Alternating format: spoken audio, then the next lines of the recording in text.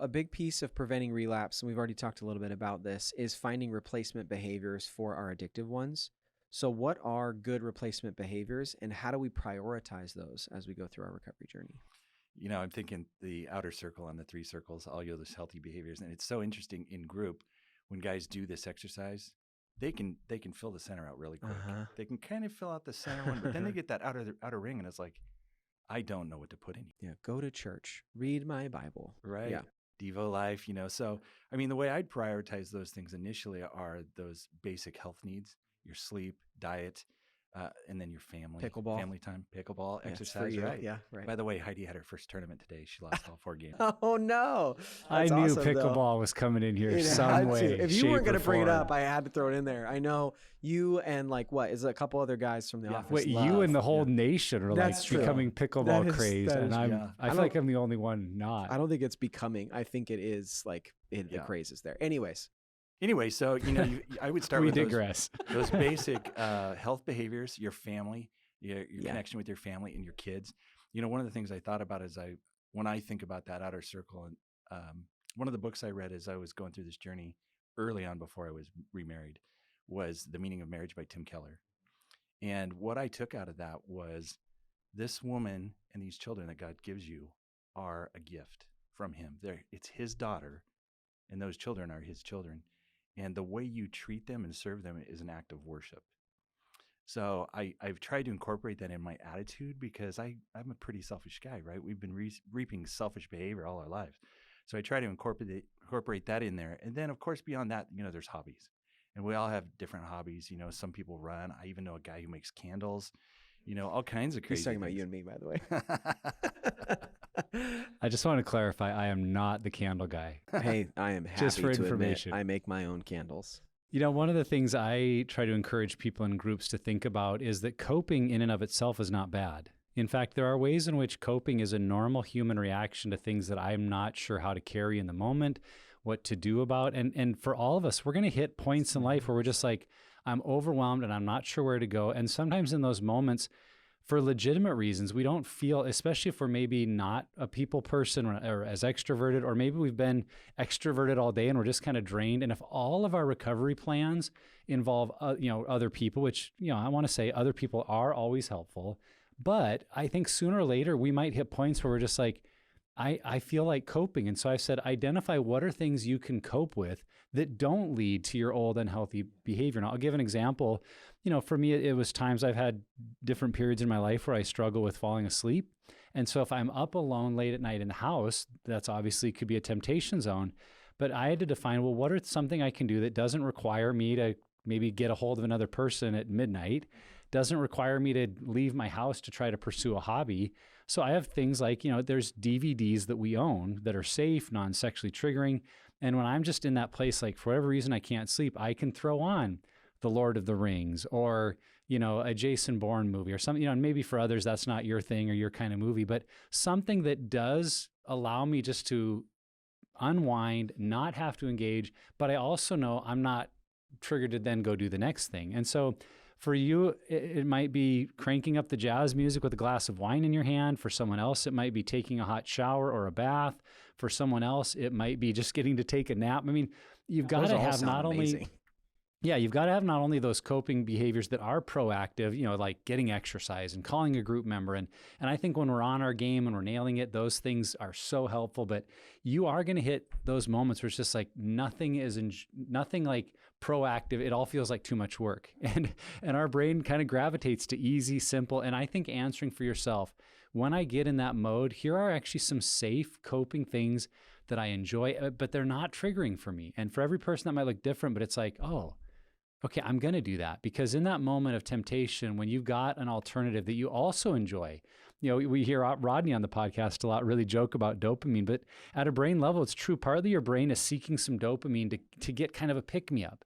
And so if it can be something just like a good old movie or a song or heaven forbid, even eating that donut or drinking that cup of coffee, like if that is keeping you from a much more destructive pattern, I'd rather you drink the coffee or eat the donut than go back to your addictive behavior. And I think your spouses and friends would agree, like, let's find the ones that don't cause long-term pain and damage to our relationships, but that keep you in a safe place. I think there's stuff too you can do to be proactive in the sense of scheduling. Like if you schedule something, it gets done. And I Yeah. think it's important that we do put on our calendar, I am going to go do this self-care behavior on Wednesday at 6 p.m. And I mean, obviously you want to have those things that maybe when you're in a situation where you don't know what to do, you need to have both. But I think that scheduling it is also a really important thing. And I've run into situations where you have to have that conversation with your spouse or with your family to make sure you're not cutting, you're not isolating or pulling away. But if you can be proactive and schedule those things too, because I think especially when you're on the road to recovery, there's something I know for me that feels selfish about self-care or asking for it. And then also it's, we've had these patterns of not prioritizing us and our health and what we need. And so it's just not a muscle we've developed. And I think scheduling it will help us lean into that more. You reminded me, Nick, as you were talking, when I was going through counseling, my counselor one day said, I want to give you a scenario. Let's say you walk into Starbucks for your morning coffee and you're in line and you notice that the girl in front of you has a body type that's ringing your bell. And she smells really good, and you start to fantasize about what does she look like, and she'd be always sexual. You just start going there. And he said, "What do you do? What are you going to do?" He said, "You feel the chemical flush. You guys know what I'm talking about, where it's like I feel that flush. I'm like getting, aroused." He's like, "What do you do? What would you normally do in your old behavior?" I said, "Well, I'd probably just imagine what she was like and probably take that home sometime later and masturbate." He goes, "Well, okay, what other things could you do to flush those chemicals?" He said, "Because if you can sit with that long enough and flush the chemicals, your brain will come back."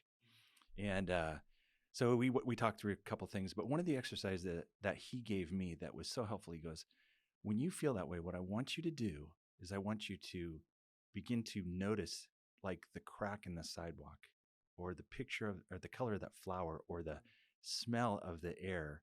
And he goes, "Do you know what I'm doing?" And I said, "Well, I think you're trying to make me be present." And he said, "That's exactly what I'm doing." He goes, "You can't be in a fantasy world and present at the same time." So he said, "I'm trying to bring you back to being present." And that little trick has helped me so many times. And particularly for me, it probably the strongest one is smell.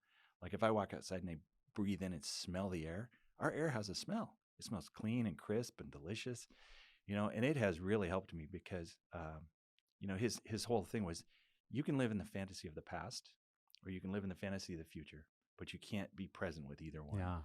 And I like that. It has been so helpful for me. You've got some zingers today, dude. You've been hanging out with some cool people.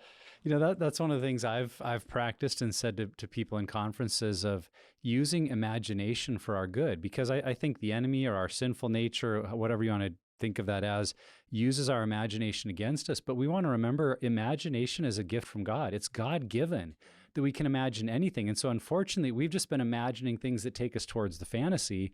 And I've said to men in particular, like, just imagine the full, like go further with it. Don't stop at like, well, we hooked up and it was this amazing experience. Like, well, then imagine you have to go tell your kids that you're moving out of the house to go be with this other woman. And imagine the look on their faces. And imagine that this woman is vindictive. And every night when you come home from work, she's just going to berate you for things you don't do. She's going to make you feel terrible. She's going to cheat on you. She's an alcoholic. And it's like, there's a part of it's like, well, I don't know if that's true. It's like, well, yeah, you don't know if the other stuff that you've been thinking about is true either. Right. It's just your brain has learned to gravitate to that good stuff. Like just start imagining a different story to the point where your brain's like, ugh, I don't want it. Right. I don't want that. Like, I guess what what I have is okay. I think maybe I'll stick with that and not, so use your imagination in ways that do propel you to what you want and what God has already given you and towards gratitude, rather than letting imagination only be a tool of the enemy. So I think but I also agree, being grounded in reality. And if you do have imagination, like, well, just use it in ways that support you and not work against you. That's good. That was one of the other tricks that I can't remember if I got this from Greg, my counselor, or not, but when I'd see a beautiful girl, he goes, "Don't deny that she's beautiful. She is beautiful, but she's not the one God gave you." Yeah. Mm-hmm. Right. And then express gratitude for the wife that you have and the good qualities that she. Attractive people are never going away. They're not going away. There's never going to be in a day world of what are we where, at, 8 billion people? Like, you're going to just see someone that you find attractive sooner or later. Yes.